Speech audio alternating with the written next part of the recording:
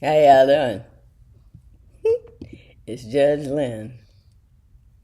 You know, every time I look at it, my computer is hooked up to something else.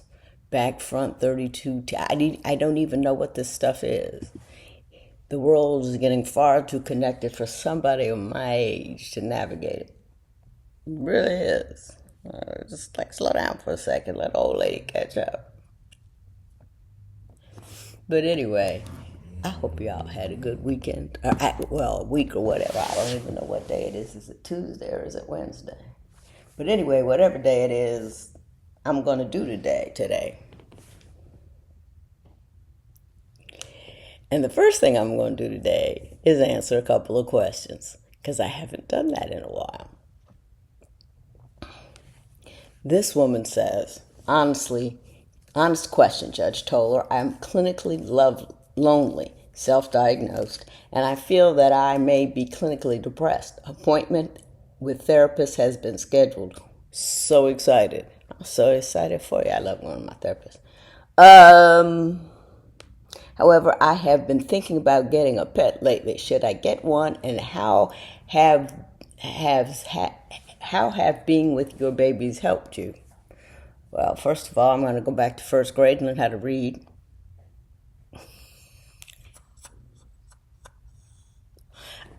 What I do is I leave them and it's got a highlight on it. Let me stop.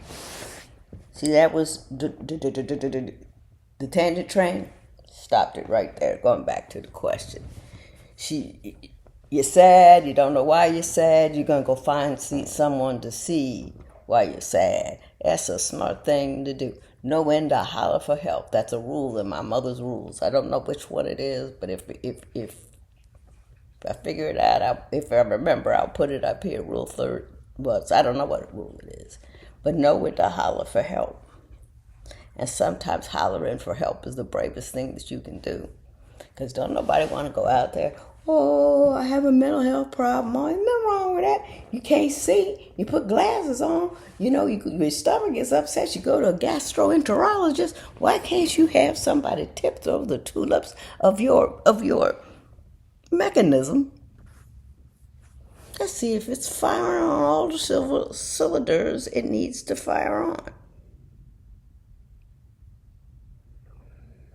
That's first thing. I hear you growling, and I want you to stop. Do you know what happens to a baseball when you give it to a bunch of tangent train? Stop. Now about the dog part. She reminded me of the dog part. Don't get a dog too soon. Now, this advice is twofold. One is based on theory and one is based on anecdotal evidence. Anecdotal evidence name is Tess. This is Tess. We called her Tess the Mess. Tess brought in dead birds. She tore up my comforter. She chewed up not my iPhone, my Samsung. I used to go outside, find the remote and my underwear. Worst dog in the world. Now, I don't know. I got it just after my husband died, right? So maybe she wasn't quite rational. I know I wasn't rational. And you know how dogs can pick up on your energy and stuff. So maybe she was half in the bag crazy and I pushed her all the way into the bag. But having said that, my husband used to tell me that I was a quitter, that I quit too soon. And I kind of can be, because usually when I do something, if I can do it well, I can tell in the beginning, okay, if I can go with this for a while. But if it doesn't have signs of, this is something I'm going to be able to pull off, I leave it alone, go somewhere else. You know, hey, why not? That's how I got to be on TV. I was supposed to be an anesthesiologist.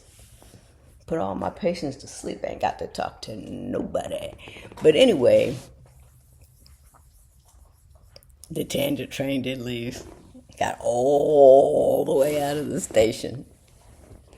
But anyway, so the dog was crazy, I was crazy. And so he was always telling me, don't quit you. So I kept the dog for a year. I would scream. I would yell, I would run out of the house. I don't hit the dog, but I used to, if you do not stop, I don't know what you growling at. I got baseball string on. Zora, 9. See, Zora is looking at Decca. And they're having a stare off. Tantrum train. But anyway, you got to get the right kind of dog. First of all, it was a black-mouthed cur. I didn't know what a black-mouthed cur was, but a black-mouthed cur is a working dog. These two are working dogs as well. But I could have called my son, son number 4 or 6, and he could have told me that because he knows all about dogs. He's big into dogs. He raises dogs and all this kind of stuff. But do I call him? No. I get a black-mouthed cur. They are heck on small animals. I had 3 cats. Brought the dog home. Cats ran up the tree. One cat got lost for 2 days. The other cat made it to the house. It was a mess. And I picked up more dead birds in my house. And I know it's a gift and all that. I'm eating well. I didn't eat a whole bunch of dead birds. My son gave them a baseball thinking they couldn't tear it up. And that's baseball. I've been picking up baseball string all day long. But anyway, so wait on the dog. Know what kind of dog you got. Some dogs need to sit around, like some big dogs. I think it's like mastiffs or something. It's maybe not a mastiff. They're big, but they just sit around all the time. Some dogs need a lot of room and running and energy, and some dogs need this and that. Read about the breed, and then talk to your therapist first. There's no urgency. See, what happened to me is I fell into the mistake that it was urgent. My limbic system was telling me, it was firing all cylinders, lights, alarms, your whole life has exploded. What do you do now? And you try to think of all the things he would have told you. And one of them he told me that he set up in bed one day, just years ago, just said, something happened to me, you got to get a dog. So I went and did that. But it doesn't mean just go out and not be intelligent about it the way I did it. And finally, the dog got so bad that my son came over one day and he said, I filled out all the paperwork, I'd done all this. I'm taking the dog back to the pound because you're losing your mind. And he did, and I love him for it. Then I spent some more time before I got Zora, and then I spent more time before I got Decca. Now, Decca's really my other son's dogs, but you know how that go. Although he's been really handy around the house of late. So hurrah for you for hollering for help. I cannot stand that mess that I'm looking at over there. Hooray for you for hollering for help. And wait and talk to your therapist about what kind of help you need. And these babies make me feel better. But girlfriend over here had been trained 9 months by a real trainer, and Deck followed suit. Just don't get the wrong dog. Oh, Lord, it's horrible. Okay, so I hope that was helpful. But the animals, connection, interaction, babies when they're not held, they're failed to thrive. There was this story about a woman who it was an orphanage, and all of her babies, she was a nurse, all of her babies were thriving, and the other ones weren't doing as well. And what they found out was she had this big coat, and she always thought the kids should be together, so she carried them all over herself, so there was some constant contact, and that helps you thrive. So, I don't know. I love that story. Oh, Jeff Fitzgerald said, being a celeb and knowing how ultra frugal you are. I am too. Does certain media sources listing your net worth bother you? I have always wanted to ask a celeb that question personally. It would drive me nuts. It doesn't make me nuts, and I'll tell you why, because it ain't ever true. How do they know? They don't know nothing about what they haven't seen my contracts. They don't know how many speaking engagements I've done. They don't know how much I get for anything. They just make that crap up. And so it's funny. Sometimes I wish it was true, because it's more than I got. But I'll tell you this. There was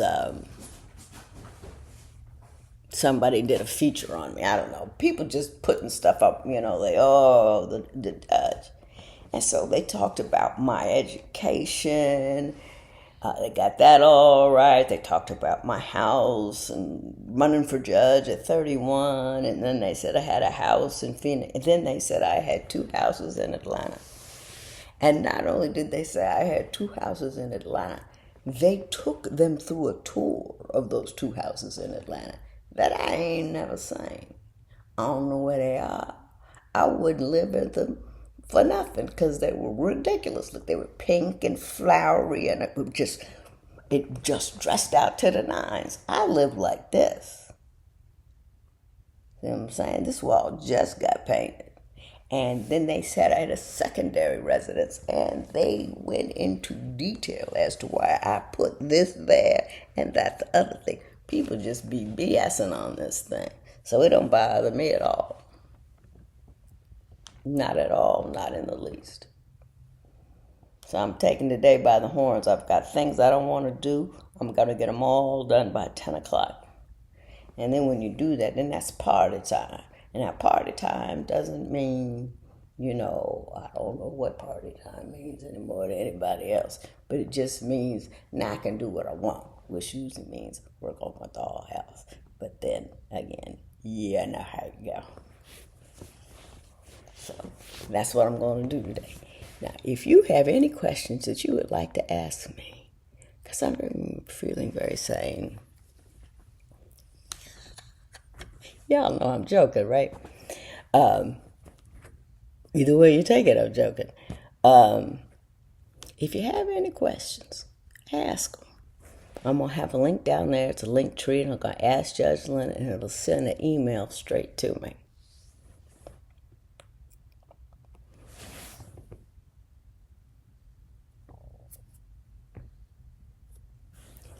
Also, my books will be down there. My Mother's Rules, Dear Sonali, and Making Marriage Work.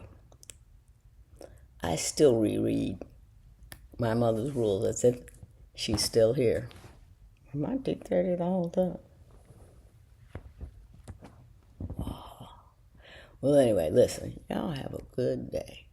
And don't get out there and wonder. I put up what do you call that? I don't know.